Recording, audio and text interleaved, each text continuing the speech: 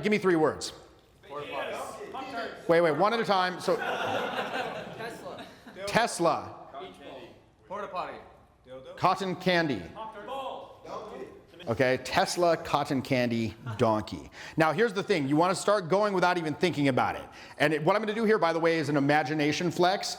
Ideally, I'd like to do an intuition flex where it's, what's the difference? Intuition flex, it's like actual experiences from your life, so it's more of a example of what you would say in an actual conversation, whereas imagination flex is just, again, pure fantastical nonsense. So I'll maybe do a combination of both.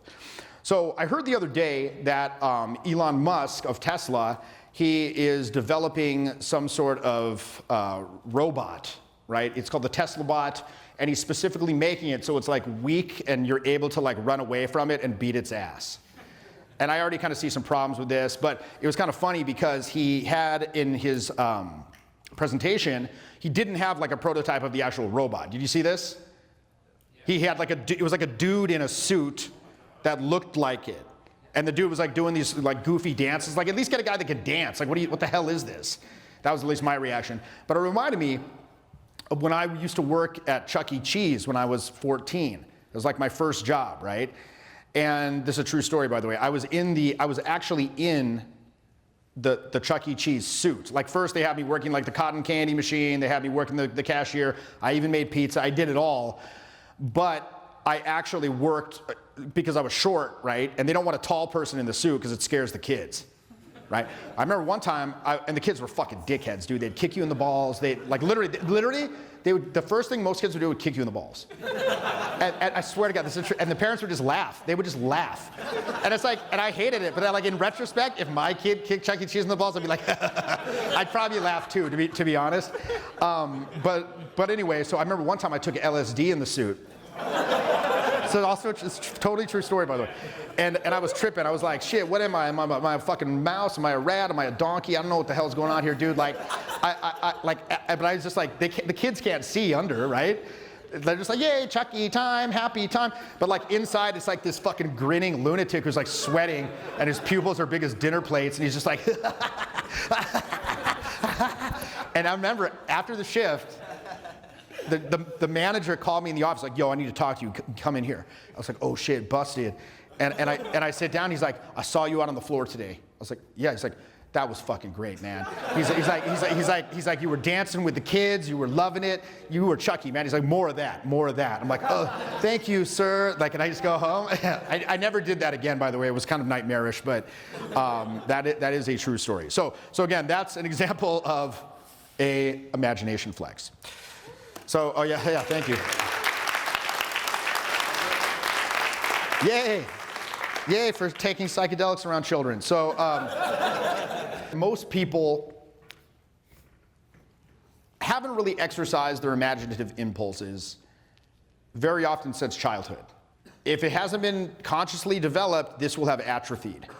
And this is why people have a lot of, again, one of the main reasons people have difficulty coming up with things to say and interactions and things like that. So, you know, and a lot of people, especially with the prevalence and focus on logic in professional, you know, your professional life and just general communication. I mean, most communication that you do is designed to do what? Convey information in a concise fashion. Here's the GSS scores from last quarter, Mr. Peterson, you know, or whatever. So in especially a socializing situation, logic is actually largely unhelpful and counterproductive. These people, let's say we're talking about a nightlife situation, you do not want to introduce logic to that. They're like, oh, this is like work. I'm here to turn up. I'm here for the turn up. I'm not here for the work down. You know, like or whatever, right? So you're like, hello, good evening. Like, what? No. Like, good evening. Allow me to introduce myself. My name is Jeffrey. Here's my curriculum vitae. Would you perhaps care to embark on a encounter with me? Let's say, what? No. In fact, if you said it like that, that might work. But you know, what's more likely to work though? Going up and like, again, asking somebody's resume and giving your resume, or going up and saying, balls! Yeah, yes, balls. Yes, saying balls is more likely to work, okay? To work or to be well received. Like, oh, weird, fun. I actually did this in Amsterdam. That's why I mentioned it. One time I went up to this table. We were at some club, and there was this table of like girls sitting there. I was like, balls, balls, balls, balls, balls. And they're like, balls, balls, balls. That's like my Netherlands accent, I guess. Balls, balls, balls. And it's a fun time, you know? So it's fun, fun, fun, fun, fun. It's like an ethereal, fun dream. It's not logic. So here's the thing, though. Most people, again, they haven't exercised the imagination. They haven't exercised the allowing function of intuition. And so they don't know what to do. And then they're very reluctant to leave logic. You can always come back to logic. And usually later on in the interaction where, again, they do have interest and now you're starting that process of unveiling. Because most people try to do the comfort stuff first. Like, let me unveil everything about myself first. Why would someone you don't even know or who has no interest in speaking to you want to know any of this stuff about you? Why would they want you to know any of this stuff about them? Like, oh, let me ask these questions. Like, no. You get interest first. You get them interested first, then you do the unveiling process. So, yeah, later on, obviously I'm not just this like lunatic that's, hey kids.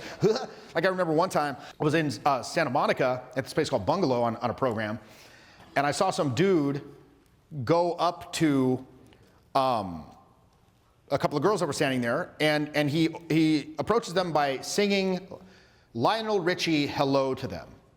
Okay, he's like, hello, is it me you're looking for? And they're like, oh, haha, funny. Haha, yeah, funny. Like they're into it, but then he keeps doing this like wacky shit. So anyway, blah, blah, blah. And you see their faces go from like haha to like,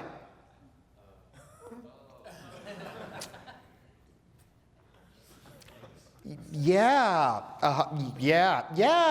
well, hey, it's good to meet you. We're gonna go, like, and then it was done. So it's like you also have to have a depth. Logically, there's a place for that, but again, let me just put it this way. It's very rare that I see somebody communicating so imaginatively that they've clearly gone over the line. It does happen, I've seen it, but it's very rare. But it's much, much more common to see these uninspired, unimaginative, unenergized conversations that fizzle out and go nowhere. What you're gonna do is you're gonna get into groups and you're gonna take turns. This should take no longer than a couple of minutes, 5-10 minutes tops. Each person's gonna do a 3 random words imagination flex. Let's do it, let's break into it, go. So those exercises there, those imagination flexes, those are really freeing. And in the program, the mentoring we do, we'll often add on different things. Like that's a base thing. We may then add on emotional attitudes while you're telling the story, while someone does, and you have to, express these emotional attitudes and blend that in naturally. We might also do something like character impressions. Like you'll have to go from Donald Trump to an Australian. Donald Trump to Australian, like, and back and forth as you're telling the story and you're doing these emotional things.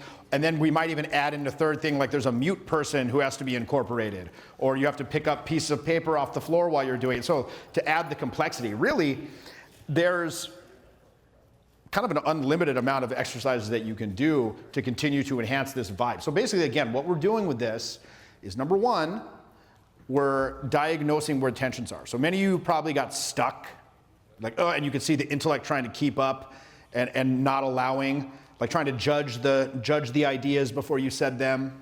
You see guys get stuck, they're like, damn it, right? At which point, I often say when that happens, just use some gibberish until it comes back. Until it comes back, boom. So you're diagnosing tensions, getting that greater awareness so you can release it. And then number two, you're expanding the range, you're expanding the palette. And that's why I believe mentoring is so important. Because it's like, okay, yeah, you can have the information, but how do you engage with that, right? Not only the system, but having accountability, having guidance, feedback from other people. Like it can be useful to like videotape yourself and see how much flexing is being done, revisit, see where the things are, but feedback not just from instructor, but from the group. So I do personal mentoring in a very small group, usually about no more than 10 people. A lot of guys in here have been on that program. And we do keep it very small because there is a lot of personal attention. Otherwise, it's just like these huge Zoom calls where it's like 50 people and not everyone's getting their questions addressed. We do personal calls twice a week. And it's been very, very valuable in my experience. So if you have various issues, like I'm stifled, I run out of things to say, I can talk, but things just fizzle out, I can't close the deal, I have fear of confrontation, I have success barriers, this can help you with that. Who of you in here see the value of this work? I actually do, yeah. Right? Well, pretty much everyone. Who in here wants to join me on this program? I see a couple dudes who have been on it, like Jacob, you've been on it. Do you want to give a little experience of this? Just personally, off of my head, like what I got out of it, I'd say, first of all, it works, bottom line. Like the exercises, just the kind of subtle ways you express yourself, convey yourself, but that little quality, it just improves, it changes, same. The other thing is what he's talking about with that chart that sounds like a bunch of esoteric bullshit is real. Like one of the big things I got out of it was they kept talking about opening to intuition, getting the mind out of the way, and that is just all over. It's like changing really. It changes your approach, your relationship with yourself, your relationship with life, and it's something you can take with you going up. Yeah, thank you. I would say the biggest takeaway from the program is just having the exercises. So it's kind of something you can move forward with, and you can always kind of practice those exercises. I've definitely noticed having more ability to express myself with my face, more emotional color with my voice, better tonality. So yeah, I would say just having those exercises in the bag, something you can work on, at home that will improve your social skills when you actually go out. Yeah, like the flip sides of the same coin. So here you're learning the vibe, and then if you go out and do the performance, you get both of those. Again, it's that missing component when I saw students couldn't hook attention. It's like, okay, well, it's because of the vibe. So let's develop a very pragmatic way that's concerned with practical reality to exercise this stuff, to exercise these things in isolation and bring them back. So this model has profoundly affected how I view my own communication, and it's profoundly impacted the way I teach when I'm actually in field and now in the mentoring. So, look, if you have vibe problems, fix it. Stop it today. You're all here. I applaud you. Let's applaud ourselves for being here, okay? Like, as corny as that sounds, you made it out. You have a commitment. You have a commitment to actually making change in your life. But make this a new chapter in your life. Look, I talk a lot of shit because I back it up. If I listened to people that told me I couldn't do this, I'd still be parking cars at a hotel. So it's so important to develop this stuff because nobody knows anything about you or your style or your history until you bring it to them. And if you can't do that, you can't even capture their attention, you're just going to get ignored, you're going to get passed over. But when you do know how to do this and you kind of make that click where you give that good value exchange in terms of the vibe, the feeling, and you also know how to move it forward, whether again it's sales, whatever the case may be, that's when everything it just starts to seem effortless, right? And that's when it stops being the big chore and it starts seeming effortless. So instead of like feeling tense when you're out meeting people, you're going to feel free, you're going to feel yourself. I've really spent decades developing this process and creating like a holistic, for lack of a better term, healthy, creative environment in these programs as an alternative to the negative counter conditionings of society and our educational system and our upbringing, which usually just offer what? Judgment, negativity, scarcity, perfectionism, et cetera, et cetera, et cetera. So in that non-judgmental space, you can actually make a leap through the fear into the unknown, right? Because remember, all learning is movement into the unknown. Like I'm asking people to use their energies in ways that they fear. Like, what are the energy uses that you fear in terms of expression? Why do you fear that? What's the mechanism stopping you? Let's go through that, right? So there's a quiet revolution happening here. This is all about helping you discover your true self. That's really what this is about, right? Underneath all the conditionings, underneath all of the shame, the guilt, the judgment, the addictive need to judge and be judged. So this is for anyone who's interested in power, who's interested in love, who's interested in self-awareness, who's interested in play, who's interested in growth.